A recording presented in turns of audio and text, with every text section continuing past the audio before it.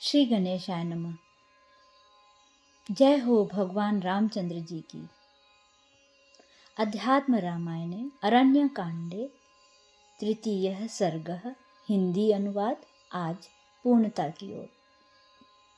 त्रुटियां ना हो या कम से कम हो, इसका प्रयास रहेगा, किंतु यदि फिर भी हमसे त्रुटियां हो जाती हैं तो आप सभी गुणी श्रोताओं से हम क्षमा मांगते हैं।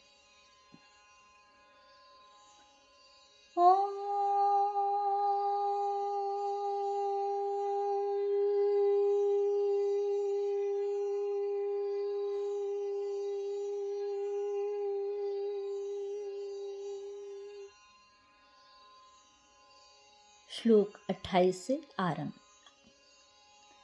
हे जगदीश्वर, काल और कर्म के क्रम से आप ही देव, तिर्यक और मनुष्य आदि योनियों में प्रकट हुए हैं। अपने मायिक गुणों के भेद से आप ही रजोगुण द्वारा जगतकर्ता ब्रह्मा जी, सत्वगुण द्वारा जगत की रक्षा करने वाले विष्णु और तमोगुण से उसका लय करने वाले भगवान रुद्र हुए हैं, ऐसा विद्वान पुरुष कहते हैं। हे राम, बुद्धि के सत्व, रज और तम, इन तीन गुणों से ही प्राणी की क्रमशः जागृत, स्वप्न और सुषुप्ति ये तीन अवस्थाएं होती हैं, पर आप इन तीनों से सर्वथा पृथक, इनके साक्षी, चित्स्वरूप और अधिकारी हैं। हे रघुनंदन, जिस समय आप सृष्टि रूपी लीला का विस्तार करना चाहते हैं, उस समय माया को अंगीकार कर गुणवान से हो जाते हैं। हे राम, आपकी यह माया सदा विद्या और अविद्या दो रूप से भासती है।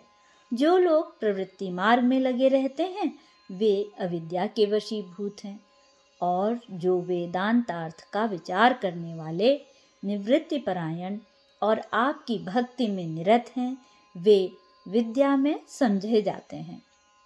इतने में से जो अविद्या के वशीभूत हैं वे सदा जन्म मरण रूप संसार में फंसे रहते हैं, और जो विद्याभ्यासी हैं वे ही नित्य मुक्त हैं। संसार में जो लोग आपकी भक्ति में तत्पर और आप ही के मंत्र की उपासना करने वाले होते हैं, उन्हीं के अंतःकरण में विद्या का प्रादुर्भाव होता है और किसी की नहीं। अतः जो पुरुष आपकी भक्ति से संपन्न हैं, वे निस्संदेह मुक्त ही हैं। आपकी भक्ति रूप अमृत के बिना स्वप्न में भी मोक्ष नहीं हो सकता। हे राम, और अधिक क्या कहूँ, इस विषय में जो सार बात है वह तुम्हें बताए देता हूँ। संसार में साधु संग ही मोक्ष का मुख्य कारण कहा गया है। संसार में जो लोग संपद विपद में समान चित्त, स्पृहा रहित, पुत्र वित्तादि की इच्छाओं से रहित, इंद्रियों का दमन करने वाले, शांत चित्त, आपके भक्त, संपूर्ण कामनाओं से शून्य, इष्ट तथा अनिष्ट की प्राप्ति में समान रहने वाले, संगहीन, समस्त कर्मों का त्याग करने वाले, सर्वदा ब्रह्मपरायण रहने वाले, यम आदि गुणों से संपन्न तथा जो कुछ मिल जाए उसी में संतुष्ट रहने वाले होते हैं, वे ही साधु हैं। जिस समय ऐसे साधु पुरुष का संग होता है तो आपके कथा श्रवण में प्रेम हो जाता है। हे राम, तदनंतर आप सनातन पुरुष में भक्ति हो जाती है तथा आपकी भक्ति हो जाने पर आपका स्फुट तथा प्रचुर ज्ञान प्राप्त होता है। यही चतुर्जन सेवित मुक्ति का आद्य मार्ग है। अतः हे राघव, आप में मेरी सर्वदा प्रेम लक्षणा उत्तम भक्ति बनी रहे, और हे हरे, मुझे अधिकतर आपके भक्तों का संग प्राप्त हो। हे नाथ, आज आपके दर्शनों से मेरा जन्म सफल हो गया। हे प्रभु, आज मेरे संपूर्ण यज्ञ सफल हो गए, अर्थात मैंने बहुत समय से अनन्य भाव से तपस्या की है। हे राम, आज जो मैंने आपकी प्रत्यक्ष पूजा की, यह उस तपस्या का ही फल है। हे राघव, सीता के सहित आप सर्वदा मेरे हृदय में निवास करें। मुझे चलते फिरते सदा आपका स्मरण बना रहे। श्लोक 44।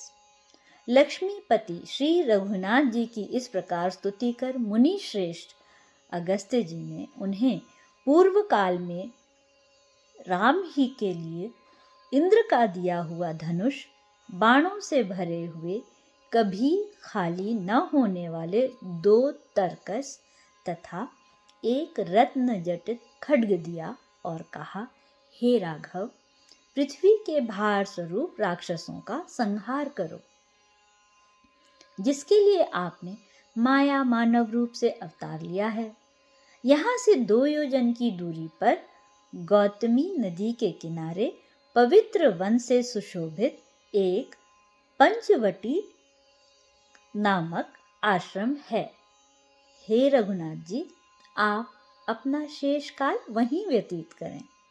हे सतपते, वहीं रहकर आप देवताओं के बहुत से कार्य सिद्ध करेंगे। तदनंतर सर्वज्ञ भगवान राम अगस्त्य जी का यह मनोहर भाषण और तत्वार्थ गर्भित स्तोत्र सुनकर उनकी अनुमति लेकर प्रसन्नता पूर्वक उनके दिखाए हुए मार्ग से चले। श्लोक 50। इति श्रीमदध्यात्म रामायणे उमा महेश्वर संवादे अरण्यकांडे 3 सर्गः।